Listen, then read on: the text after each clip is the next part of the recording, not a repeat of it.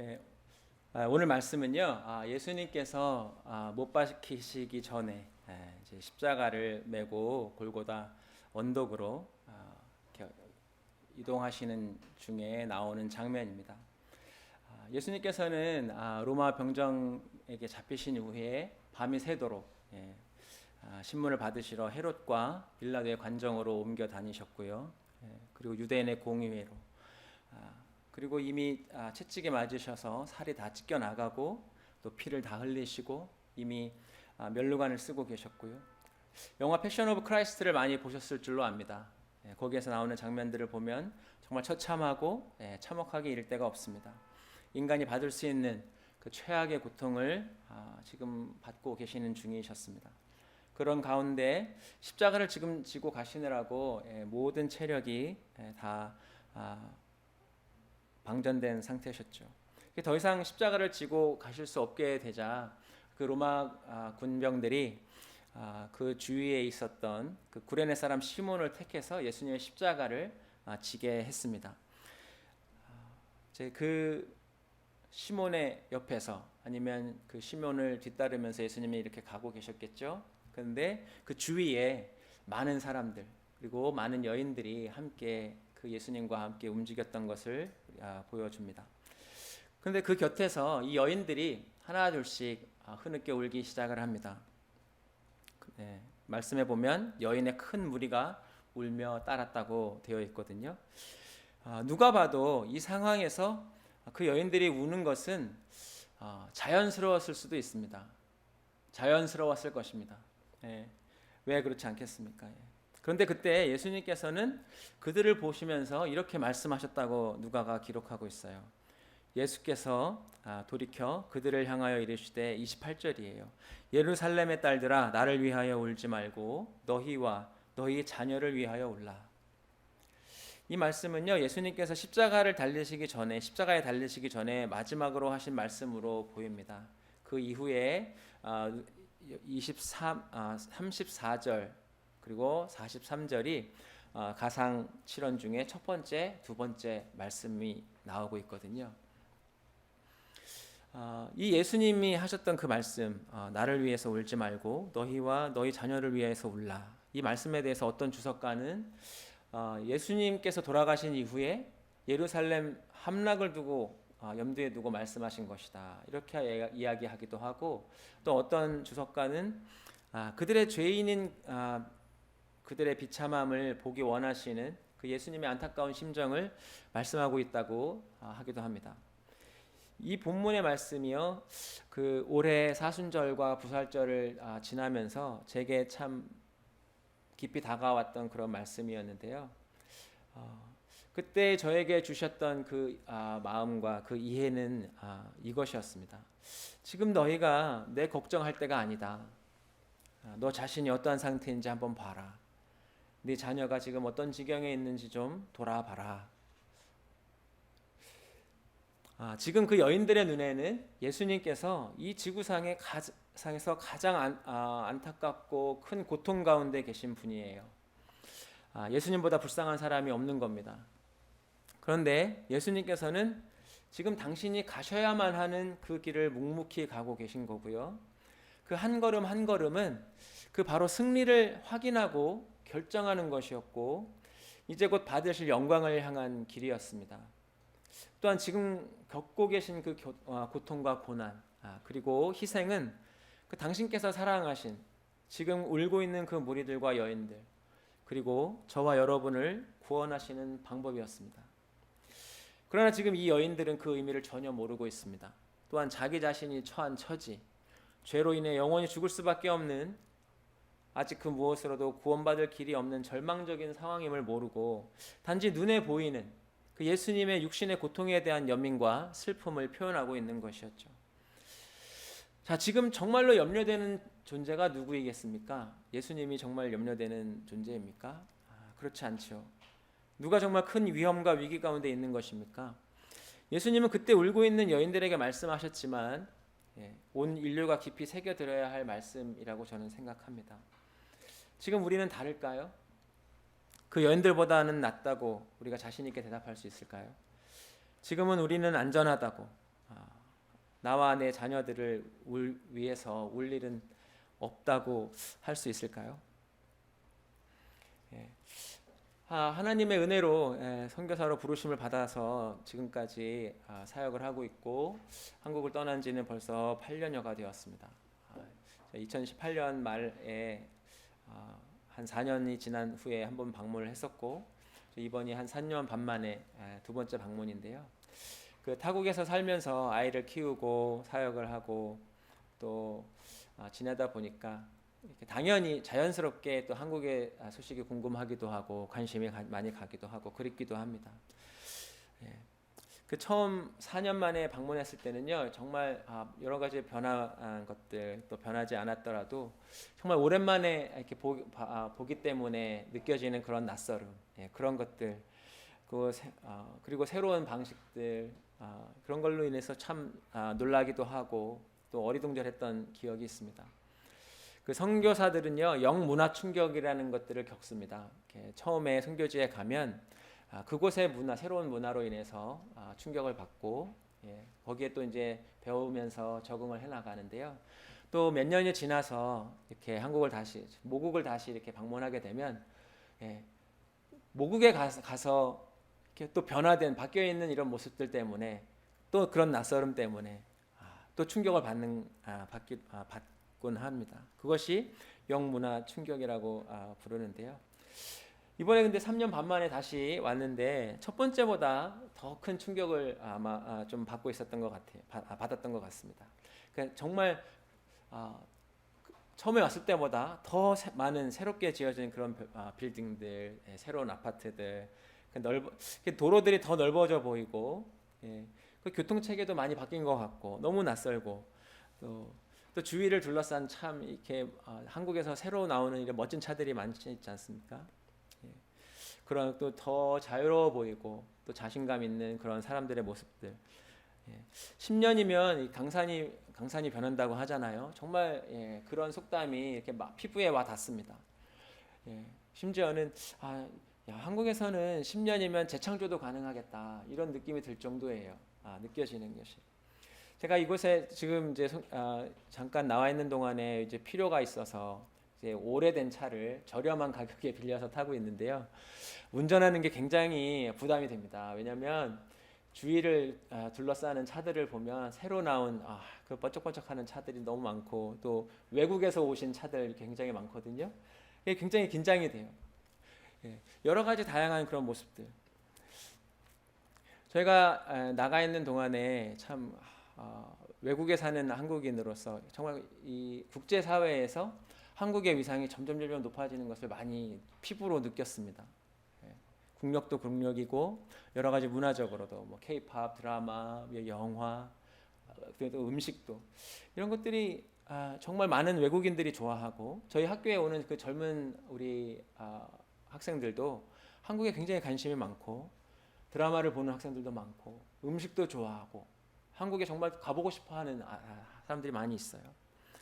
저희 아이들이 BTS를 어떻게 알게 됐냐면요.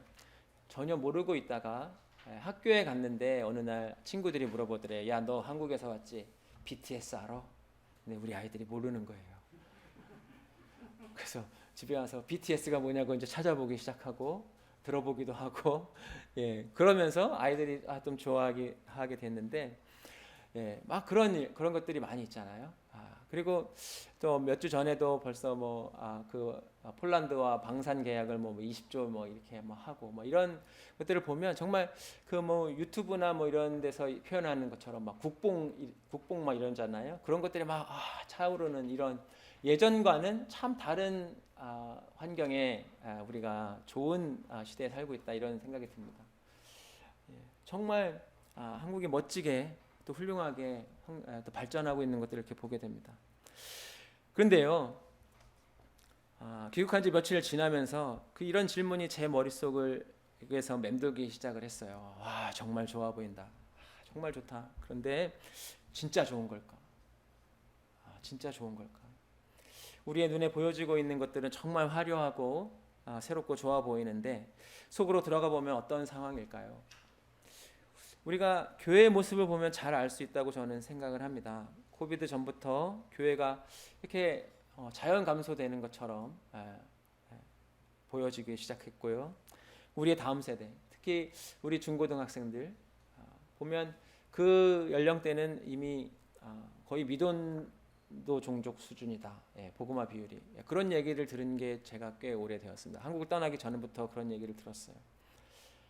그런데 또 2년 전부터 코로나 팬데믹이 시작됐고 정말 2년 동안 우리 교회들은 온라인과 대면 예배를 오가면서 정말 고분분투하셨지 않습니까? 근데 지금 대면 모임이 가능해진 상황이지만 또 많은 교회는 여전히 20%에 30% 혹은 어떤 교회는 50%의 성도들이 다시 교회로 돌아오지 않는다는 이야기를 듣고 있습니다. 우리가 무엇을 보면 현 세대의 상황을 바로 알 수 있겠습니까? 경제 성장과 발전이겠습니까? 눈에 보여지는 부와 편안함과 안락함입니까? 그렇지 않습니다. 우리의 마음, 저와 여러분 그리고 사람들의 마음과 생각이 어디에 가 있는가를 보면 바로 알 수 있습니다.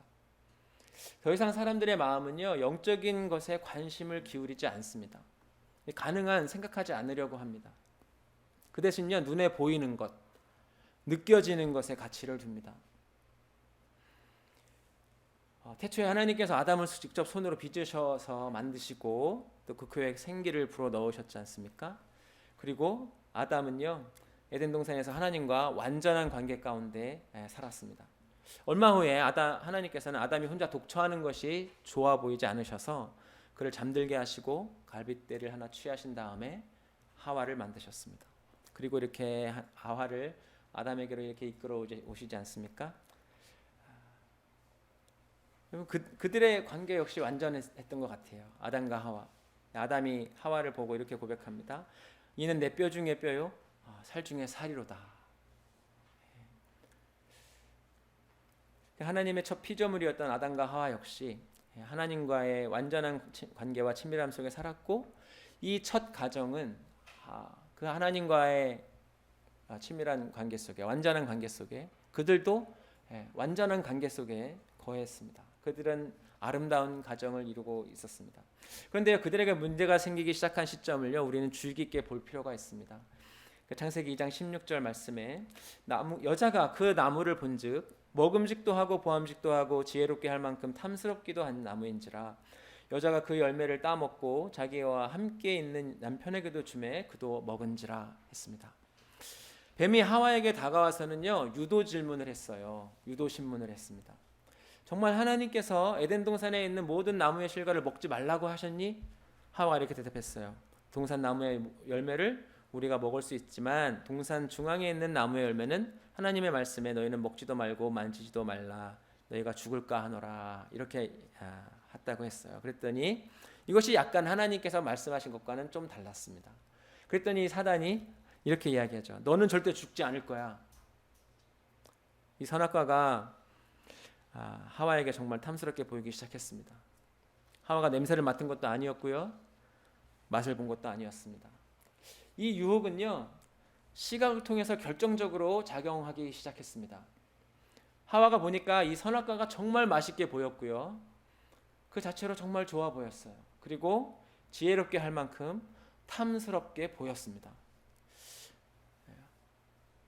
우리가 이것을 안 본 것이 다행일지도 있습니다. 선악과를. 마치 이 시대의 상품 광고 같지 않습니까? 화려한 매장과 인테리어 그리고 조명 여러분 그 안에서 많은 사람들은 보여지는 것에 마음이 흔들리고 마음을 빼앗깁니다. 그리고 지갑을 엽니다. 하와가 그 유혹을 어쨌든 견디지 못하고 자기도 먹고 남편인 아담에게도 주었습니다. 요한일서 2장 15절 16절에 이렇게 말씀되어 있습니다. 이 세상이나 세상에 있는 것들을 사랑하지 말라. 누구든지 세상을 사랑하면 아버지의 사랑이 그 안에 있지 아니하니 이는 세상에 있는 모든 것이 육신의 정욕과 안목의 정욕과 이생의 자랑이니 다 아버지께로부터 온 것이 아니오 세상으로부터 온 것이라. 아멘. 요한일서 2장에 보면 이렇게 조금 더 구체적으로 정확하게 설명을 해주시고 있죠. 하와가 받았던 그 유혹이요. 먹음직도 했다고 그랬고 보암직도 했다고 했고 지혜롭게 할 만큼 탐스럽기도 받기도 했다고 했는데 세상에 있는 것들이요 육신의 정욕, 안목의 정욕, 이생의 자랑이라고 말씀하고 있습니다. 이 시대를 관통하고 있는 그러면서 사람들의 마음과 생각을 사로잡고 있는 것이 다름이 아니라 이런 것들이라는 것이에요. 육신의 정욕이죠. 안목의 정욕이고 이생의 자랑. 동서고금을 막론하고 이 사람들은 이 유혹을 받으면서 그리고 추구하면서 살고 있음을 볼 수 있습니다. 왜 이것이 하나님께로부터 온 것이 아닌지는요. 에덴 동산에서 선악과를 먹은 결과를 보면 알 수 있습니다.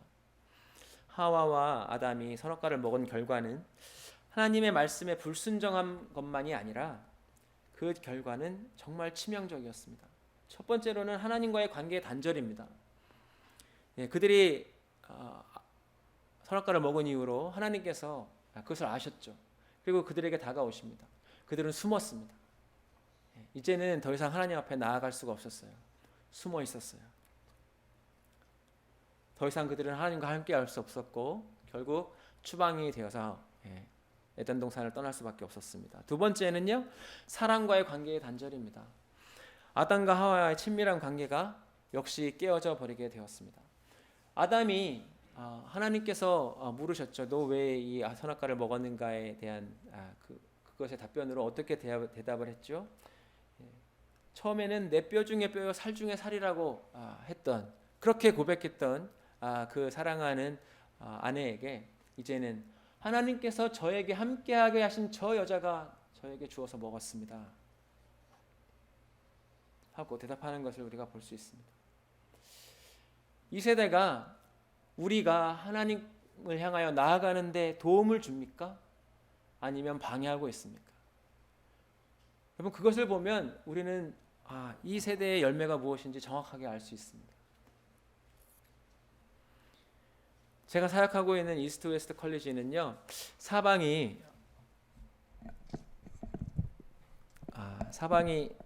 농장인 조용한 동네입니다. 아까 사진에 보셨는데요. 조용한 작은 동네예요. 저희가 있었던 지난 8년간의 그 변화라고 한다면 저희 학교 안에 기숙사 동을 하나 새로 지었고요. 그 다음에는 작년에 학교 앞을 지나는 2차선 도로가 있는데 거기에다가 횡단보도 하나 설치한 것이 다였습니다. 물론 저희가 있는 곳에 제한된 이야기죠. 가까운 동네인 도시인 해밀턴은 그래도 많은 변화가 있었습니다. 근데 이제 한국은 그 변화가 너무 큰 거예요. 그래서인지 정말 저희가 오니까 막 정신이 없는 거예요, 지금. 세속적인 인본주의가 지배하는 세상이 점점 다가오는 듯한 그런 모습인 것 같아요. 한국은 계속 성장하고 변화하고 있습니다. 화려하고 아름답고 매력적입니다. 자유롭고 편합니다. 흥미롭고 재미있습니다. 도전적이고 빠릅니다. 또 음식은 또 왜 그렇게 다양하고 다 맛있는지요. 그렇게 해외에서도 아주 많은 관심을 가지고 지켜보고 있습니다. 한국에 오고 싶어하는 외국인들도 정말 많습니다. 놀고 즐기는 데는 정말 최고로 좋은 나라가 한국이 아닌가 싶어요. 정말 좋아 보이고 정말 아름다워 보이고 그러는데 불안하고 어딘가 모르게 불편합니다. 예수님께서 너희가 지금 그러고 있을 때가 아니다. 너 자신과 자녀들을 위해 울어야 한다는 그 말씀이 계속 이렇게 귀에 들려지기 때문인 것 같습니다. 이 세속적인 인본주의 시대는요, 진지하고 심각한 것을 좋아하지 않습니다. 이 시대가 추구하는 것은요, feel good이에요. 재밌으면 돼요. 그리고 자기가 만족하면 되는 거예요. 내가 좋으면 되는 거예요. 심플하고 재밌고 즐거우면 됩니다. 사고하고 진지하고 또 성숙하는 것이 아니라 느낌과 감정 그리고 감각을 만족시키기를 원하는 겁니다. 주님 오실 때가 분명히 더 가까우고 있기에 더욱 영적으로 각성하고 다시 주님 앞에 나아가야 하는 시대임이 분명한데 즐겁고 재미있고 들떠 있고 웃고 있습니다. 지금 이럴 때가 아닌 것 같은데 말입니다.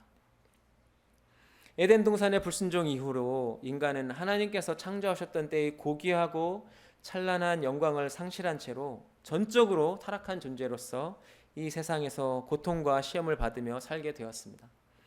이후의 역사는요, 우리에게 하나님을 경외하지 않고 자신이 주인 되려는 죄 아래 사는 인류 가치를 비참한 결과를 이미 보여주었습니다. 그리고 가정이 직면하는 도전을 적나라하게 보여줍니다. 아담과 하와 사이에 자녀가 태어나기 시작했습니다. 누구를 닮았겠습니까? 창세기 5장 1절부터 3절 말씀에 보면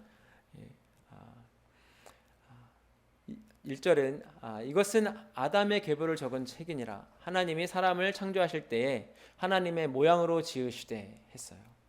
아담과 하와는 누구의 모양으로 지어졌습니까? 하나님의 모양으로 지어졌습니다. 3절에 보면요. 근데 아담은 범죄한 이후로 에덴 동산에서 쫓겨난 이후죠. 130세에 자기의 모양, 곧 자기의 형상과 같은 아들을 낳았다고 했습니다. 누구를 닮았습니까? 엄마 아빠를 닮았다고 했습니다. 얼마나 큰 차이입니까? 성경은요, 정확하게 죄인인 부모에게서 태어나면 죄인이라고 말씀하시는 거예요. 죄인이 태어난다는 것이에요. 셋의 아들 에노스 때에 비로소 여호와의 이름을 불렀다고 했는데, 이 표현이 주로 하나님을 예배하고 그리고 기도와 제사에 많이 쓰이는 단어입니다. 에녹이 하나님과 동행했다고 했는데요, 이 말씀이 NLT 성경에 보면 Walking in close fellowship with God이라고 했어요. 정말 하나님과의 친밀한 관계 속에 동행한다는 뜻이었어요. 하나님께서 그와의 친밀한 교제가 얼마나 좋으셨는지 어느 날 그를 그냥 데리고 올라가 버리셨습니다. 이 표현이 성경에 단 2번 나오는데요. 두 번째는 바로 노아입니다. 창세기 6장 9절에 보면요, 똑같은 표현이 나오는데요. 이것이 노아의 족본이라. 노아는 의인이요 당대의 완전한 자라. 그는 하나님과 동행하였으며. 이 동행했다는 것이 정말 하나님과 친밀한 관계 속에서 하나님과 동행했다 뜻입니다. 여기까지 정말 좋았어요. 그런데요, 성경은 에덴 동산에서 추방당한 이후 인류가 수적으로 번성하는 과정에서 이 세상이 두 계보로 나뉘게 되는 것을 보여줍니다.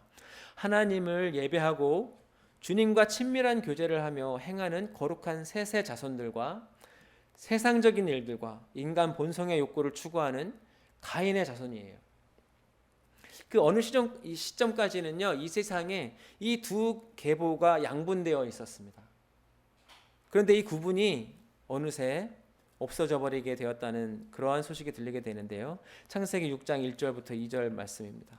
사람이 땅 위에 번성하기 시작할 때에 그들에게서 딸들이 나니 하나님의 아들들이 사람의 딸들의 아름다움을 보고 자기들이 좋아하는 모든 여자를 아내로 삼는지라. 여기서 하나님의 아들들은요, 거룩한 믿음의 자손들을 뜻하고요, 사람의 딸들은 가인의 자손들을 의미합니다. 시간이 지나면서요, 세상의 죄악이 점점 퍼져나가기 시작하고 그만 거룩한 자녀들이 더 이상 자신들의 영적인 유산을 신앙을 지켜나가지 못했다는 것입니다. 자기들이 좋아하는 모든 여자를 아내로 삼는지라 하는 이 문장은요, 두 가지 사실을 의미하는데요. 먼저는 하나님께서 제정하신 하나님의 주권 안에 있는 거룩한 결혼 제도가 그 의미를 상실해서 더 이상 하나님의 주권이 아닌 인간의 의지에 의해서 이루어지는 하나의 문화로 자리 잡게 되었다는 것을 뜻합니다. 그리고 두 번째는 그 안에 성적인 문란함과 타락, 온갖 성적인 범죄가 이미 퍼져 있었다는 것을 뜻하고 있습니다. 그런데요, 이 처음 심판 때의 상황이 현 시대의 상황과 그리 다르지 않다는 데에 문제의 심각성이 있습니다. 세계에서 들려오는 소식, 그리고 우리나라에서 일어나는 소식, 그리고 우리의 주위를 둘러보면 아시잖아요. 지구 한편에서는 전쟁이 계속되고 있고요. 또 부패와 포악함이, 사람들의 악함이 들려오고 있습니다. 그 어디에 안전과 평안함이 있습니까? 거기에 더해서 점점 하나님을 경외함을 찾아보기 어렵고 믿음에서 떠나 세속에 물들어 자기의 영광과 만족을 추구하며 살아가고 있는 것입니다. 그 상황이 창세기 6장 5절, 6절, 11절, 12절에 이렇게 표현되어 있습니다.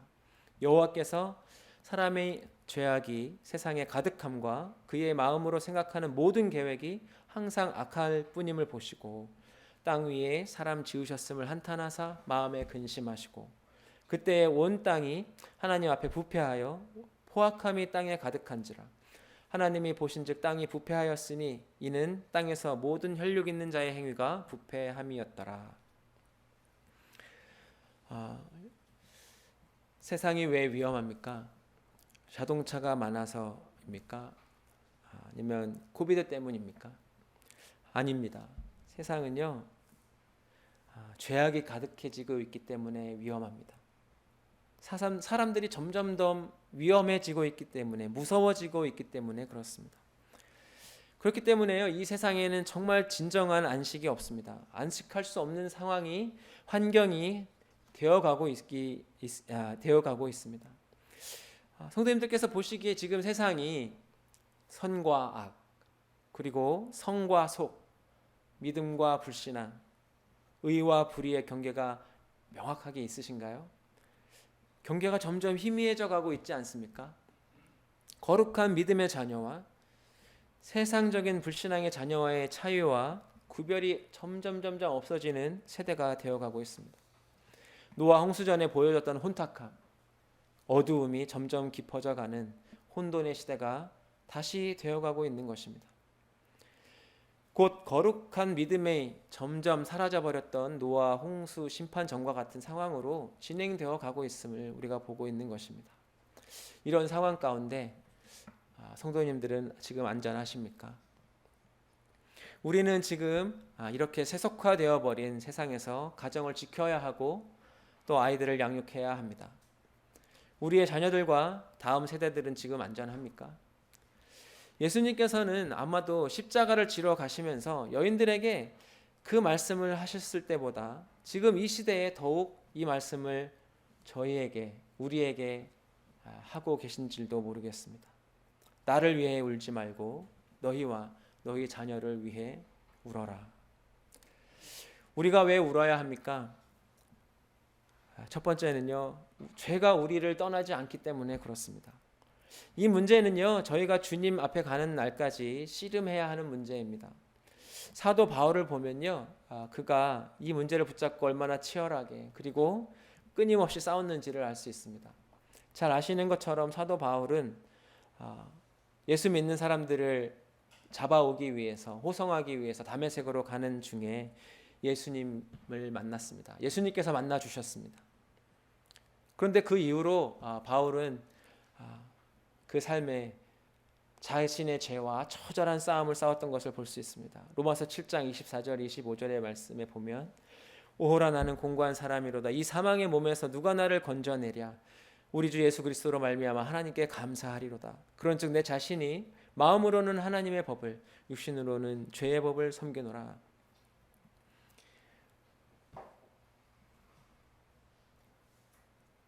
자기 자신 안에 있는 그 죄를요, 이길 수가 없는 거예요. 이것이 되지가 않는 거예요. 그것이 너무 괴로운 거죠. 아마도 끊임없는 절망을 수없이 경험했을 것이고 좌절했을 것입니다. 변하지 않고 죄를 끊을 수도 없는 자신에 대해서 말이죠. 디모데전서 1장 15절 말씀에는요, mit보다 모든 사람이 받을 만한 이 말이요, 그리스도 예수께서 죄인을 구원하시려고 세상에 임하셨다 하였도다. 죄인 중에 내가 괴순이라. 이 디모데전서 1장 15절 말씀은 사도 바울의 생애 중에 거의 마지막 때에 쓴 서신입니다. 이미 다메섹에서 예수님을 만난 이후로 오랜 세월이 흘렀겠죠. 그리고 그가 산 삶은 성경을 통해서 저희가 잘 압니다. 어떠한 삶을 살았는지. 그런데 지금 그 시점에도 이 바울은 서슴없이 자신에 대해서 나는 죄인 중에 괴수다, 이렇게 표현하고 있어요.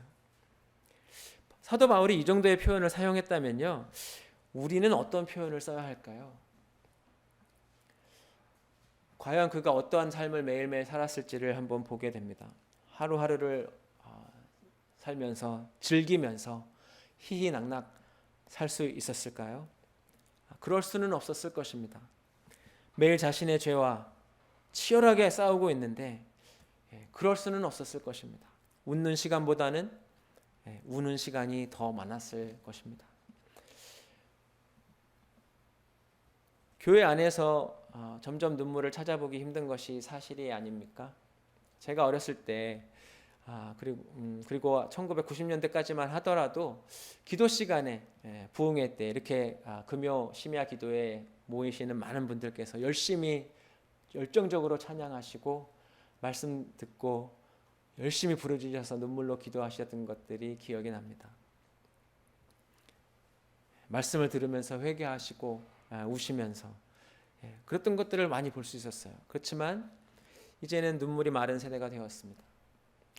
이 눈물은요, 성령의 역사와 깊은 관계가 있습니다. 미국 원주민 선교사였던 데이비드 브레이너드는요, 정말 성령께 그 원주민들을 맡겨드리면서 그의 삶의 많은 시간들을 숲으로 조용한 곳을 찾아다니며 기도하고 간구하며 보냈습니다. 주님, 저들을 구원해 주십시오. 이런 오랜 시간이 지나고 어느 날 그가 주일 예배를 인도하고 설교를 마친 이후에 기도하는 시간에 이 인디안들이 회개하기 시작했습니다.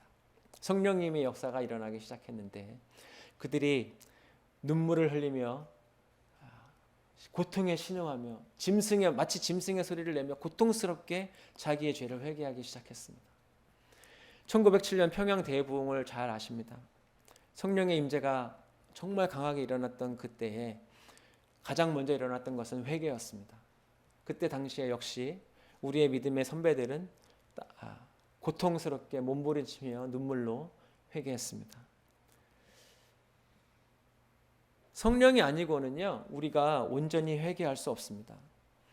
지금 우리의 마음과 생각이 어디에 가 있습니까? 다시 말씀과 기도로 또 예수님 앞에, 성령님 앞에 돌아가야 하지 않겠습니까?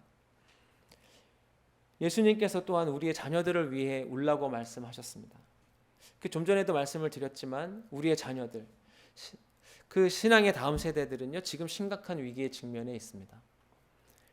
여기저기에서 믿음의 신앙의 대가 끊기는 그 상황입니다. 사도 바울은요, 사도행전 20장에서 이렇게 이야기했습니다. 그러므로 여러분이 일깨어 내가 3년이나 밤낮 쉬지 않고 눈물로 각 사람을 훈계하였던 것을 기억하라.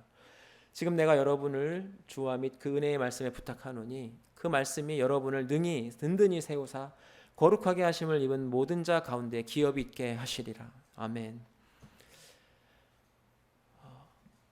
사도 바울이 그가 어떻게 사람들을 가르치고 양육하고 그들에게 예수님을 전했는지 여기서 표현하고 있잖아요. 무엇으로 했다고 했습니까? 눈물로 했다고 했습니다. 밤낮 쉬지 않고 눈물로 각 사람을 훈계했다는 것을 기억하라 이야기했습니다. 예수님께서 자녀들을 위해 울라 왜 그렇게 말씀하셨는지 우리는 특별한 설명을 하지 않더라도 잘 알 수 있을 것 같습니다. 정말 그만큼 쉽지 않은 일입니다. 심지어요, 예수님께서도 공생애 중에 제자 12명을 키우셨는데 그것도 쉽지 않으셨던 것 같습니다. 저희가 그곳에서 이렇게 저희도 자녀를 길러야 하지 않습니까? 믿음의 자녀로 아이들이 자랐으면 하는 그런 소망이 있고, 그래서 이제 아이들이 조금 작은 아이가 조금 큰 이후로 가정 예배를 드리는 것을 시작해 보았습니다. 정말 쉽지 않았습니다. 그리고 작년에 1:1 양육이라는 것들을 애들을 데리고 한 명씩 이렇게 시작을 해서 한 12주 동안을 했었는데 정말 어렵게 겨우겨우 꾸역꾸역해서 끝냈습니다. 그리고 아이들과 같이 가정에서 같이 매일매일 같은 말씀을 묵상하고 우리 같이 이 말씀을 따라 살아보자 해서 아이들에게 큐티를 가르쳐 보기도 했습니다. 정말 쉽지 않았습니다. 근데 이걸 해보려고 하면 할수록요 그런 마음이 드는 거예요. 아, 이게 이렇게 정말 힘들 일인가? 이게 이렇게 정말 쉽지 않을 일인가? 이게 다른 것이 아니잖아요. 아, 아이들 정말 하나님 잘 믿는 아이들로 하나님을 경외하고 하나님 말씀을 사모하고 그 말씀대로 살아갔으면 좋겠고, 예, 그것인데 그것이 그렇게 어려운 거예요.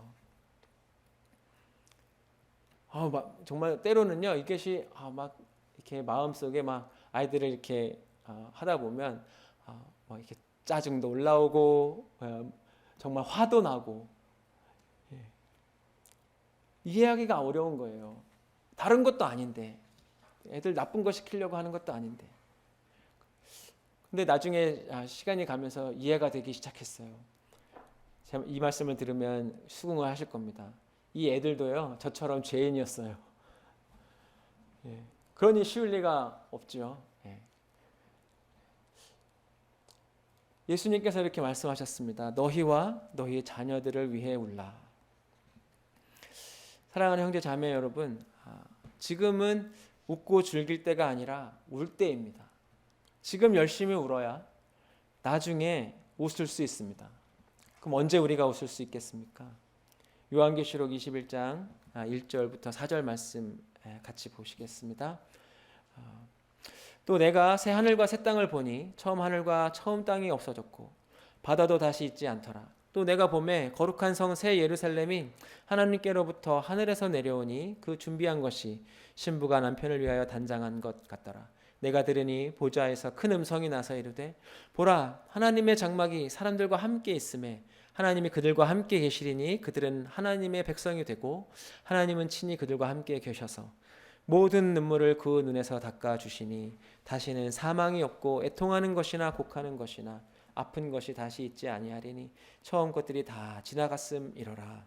아멘. 지금 이 좋아 보이고 아름다워 보이고 화려한 이 세상이 다 없어지고 거룩한 새 창조가, 완전하고 진정한 새 창조가 이루어질 그 새 예루살렘에서 하나님 앞에 설 때에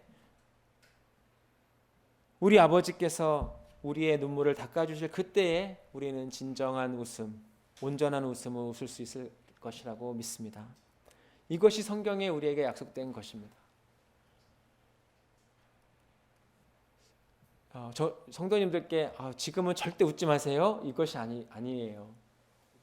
예, 정말 우리의 마음과 우리의 신앙과 우리의 태도와 우리의 마음인 것이에요. 우리의 마음이 어디 가 있는가인 거예요.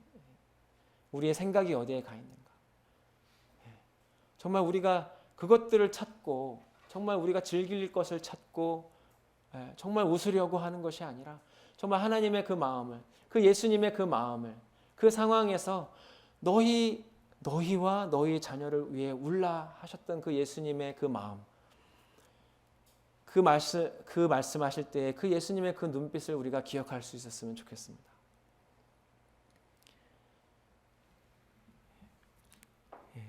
그때 하나님 앞에서 웃을 수 있으려면 우리는요 아직 이때에 오늘을 눈물로 살아야 할 줄을 믿습니다. 이것이 구원받은 하나님의 자녀인 우리가 이 세대를 사는 방법입니다. 지금은 울어야 할 때입니다. 나와 내 자녀를 위해 울어야 할 때입니다. 함께 기도드리겠습니다. 사랑의 하나님 아버지, 감사합니다. 오늘 이 밤에 주님 앞에 나온 모든 하나님의 사람들, 정말 우리에게 주님의 말씀을, 주님의 음성을 듣게 하여 주시옵소서. 주님의 그 마음이 우리 마음에 새겨지게 하여 주시옵소서. 너희와 너희 자녀를 위해 울라. 주님의 이 음성 우리 귀에 울리게 하여 주시고 우리 마음판에 새겨지게 하여 주셔서 우리가 매일의 삶을, 이 세대를 어떻게 살아야 할지를 다시 정하게 하여 주시고 그 주님의 인도하심에 따라 그 마음과 그 생각으로 살아가게 하여 주시옵소서. 감사드리며 우리 구주 예수 그리스도 이름으로 기도드렸습니다. 아멘.